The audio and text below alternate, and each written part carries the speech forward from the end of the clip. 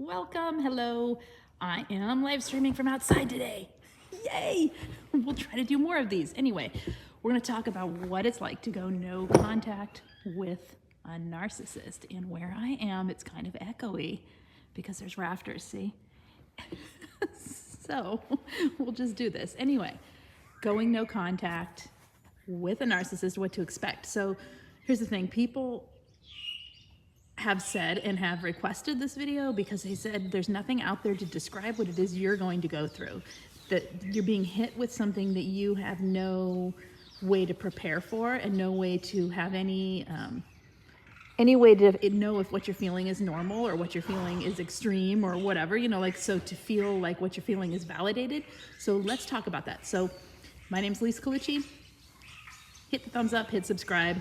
We'll just talk today about this. Okay, so no contact. When you go no contact, some people feel incredibly elated after they make the no contact. The birds are probably louder than me, aren't they?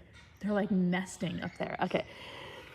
So when the no contact happens, we're in all kinds of trouble today. When the no contact is started, you might feel elated. You might feel like you are like a weight has been lifted off of you, like you've done something for yourself that is, like what you need to do.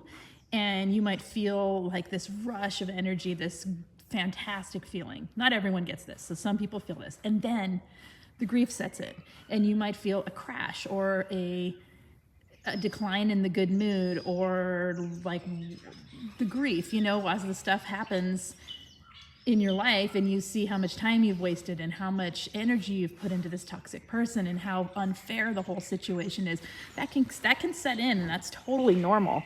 The thing is that, and I don't want to talk here and like create situations for people that aren't happening. I don't want to tell you what your feelings are, what they should be or what they shouldn't be. These are just things that do happen with some people that come sort of like unexpected. So people can go along feeling great for a few weeks and feeling like, like they have made a great change in their life and they've gotten rid of the baggage and they've gotten rid of this toxic person, and then suddenly they're grieving and missing that person, and the trauma bonding sets in, and the whole feelings that other people who are discarded might feel, you start to feel, and you go, why am I feeling this? I don't even like this person. So that's normal, and that's part of grief, and that's part of moving through this and part of healing from toxic people. Another thing is, some people get scared. They feel like they're being stalked. They feel like they're being watched. They worry the narcissist will be upset. Some people feel like there is, like they can't stand it when someone is angry at them.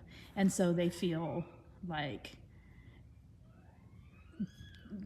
they can't, they don't feel settled, right? They don't feel like they're comfortable. They feel worried about the narcissist being angry at them for everything, in the relationship, and for ending the relationship, and for going no contact.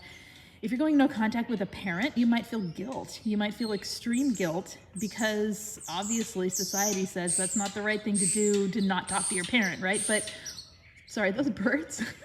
But we know that there are cases, many, many cases, where the only way to have a healthy life and to individuate and to become your own person is to go no contact with that toxic parent. So the guilt you might feel is something that you need to work through, and to recognize that it isn't necessarily your guilt, but maybe guilt that's been placed there because the toxic parent has taught you that you should be guilty for everything you do anyway. So the thing is, when you leave and you go no contact, or when they discard you and you choose to go no contact, it's a big choice. It is a very active choice. It is something that you have to make effort to do, right? And so because we've been groomed and we believe we're not making the right decisions anyway half the time, because we have cognitive dissonance, because we have trauma bonding, because of all of that, it can be super conflicting, and people aren't prepared often.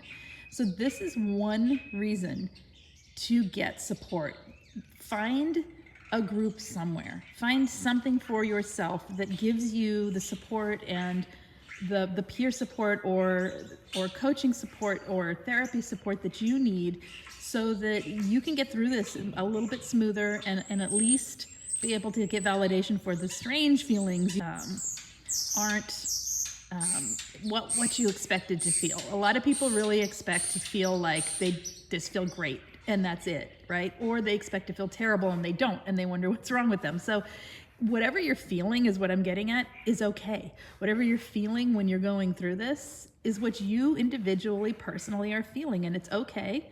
And you just need to work through it and move through it. It's not something that is easily done for most people. No contact is a very bizarre concept, right? It's not a concept of like how normal people relate in healthy relationships. And so our brains who want healthy relationships often feel a whole lot of mixed feelings while we're going no contact.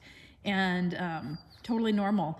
It's not a normal situation to have to do, and it's an unfortunate thing that it is something you have to do, but it is, right? We know that it is when you have been around a toxic person and a narcissist, because they're going to keep hoovering and they're not going to let you go, and they're not going to give you closure or any of the things you need ending a relationship. So yeah, there's that too. So when you have gone no contact, there's the need for closure for a lot of people is still there, but that doesn't mean you're going to get it, right? So you're no contact and you're just struggling with this feeling of lack of closure, lack of any conversation that feels remotely healthy around that person, or remotely healthy to end things, right? Or to move on with your life. A lot of people get stuck, feeling like totally stuck once they go no contact. There's the moment of doing it.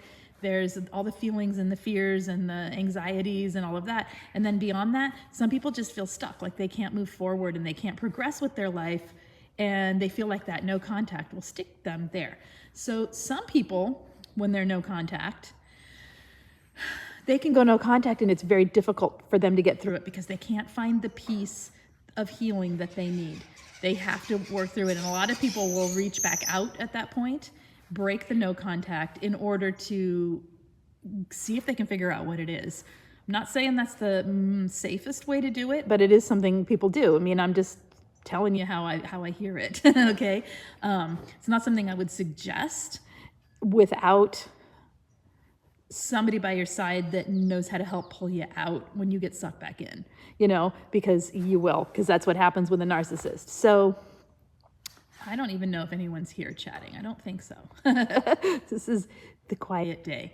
And yeah, I guess that's it. So people were just asking, and they were worried about, the fact that they didn't have any support or any awareness of what might happen, what they might feel when they went no contact. So those are some of the things. If you guys are watching this, let me know in the comments what you felt, what you experienced, and let's help people who are newly going through this or who are thinking about going no contact, alleviate some of that fear, alleviate some of the concern, some of the questions that they might have for themselves through comments about how it felt for us, how it felt, what you went through and how you got through it. Maybe that would help people get through this. Feelings of guilt. Sandra, hey Sandra, let me get back here. That's not what I want to do. I want to go to live chat. There we go. Okay. Feelings of guilt are magnified by responses of outsiders. People simply don't understand how I could walk away from an aging mother. Oh my gosh, right? Society tells us that what we're doing is wrong and is not healthy and is not how you handle things, is immature, society tells us all kinds of things that are incorrect when it comes to leaving toxic relationships. Sandra, we understand, okay? It's really hard when outsiders are putting pressure on you to take care of, contact, be involved with a toxic parent or a toxic ex. I've heard of people, people coming from the outside. I mean, those, what do we call that? Flying monkeys, right? They come from the outside and they try and patch things up between you and your ex. And you're like, wait a minute, why would you patch me up with an abuser? Like, do you not care about me? And they just don't get it. They don't understand emotional abuse, and they don't understand toxic relationships. And so, yeah, it's real. That pressure is real.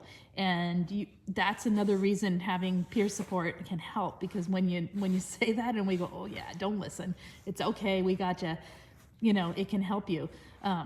In every video description, there's a link to the Facebook group. Go join over there if you need it.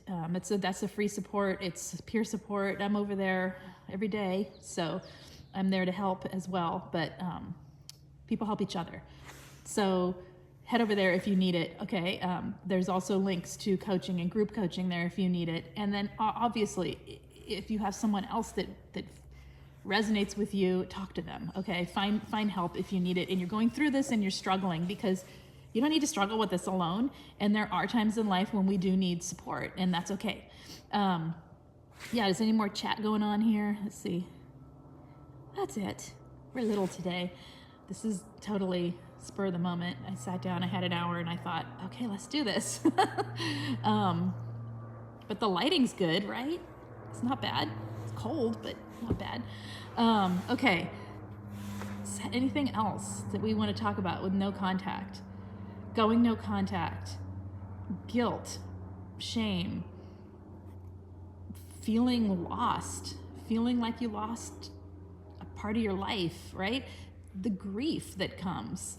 And there's no one there to meet it. There's no way to reach back out and say, gosh, I really miss you. I feel really bad that we can't be together. And the other person's saying, yeah, me too. It's unfortunate. Let's end things well. Because you know what? That won't happen. They don't give you that. They're on to the next thing.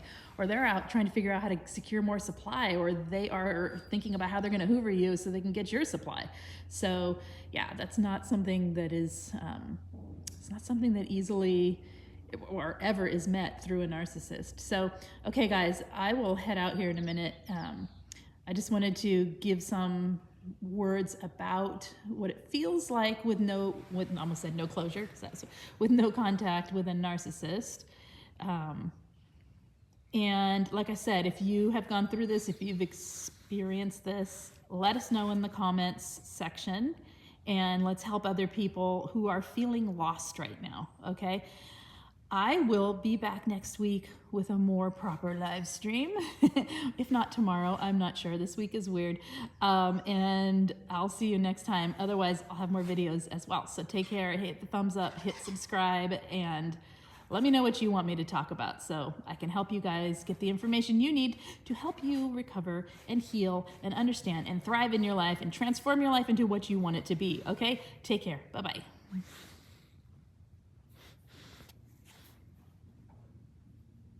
If I can figure this out, it will all be good.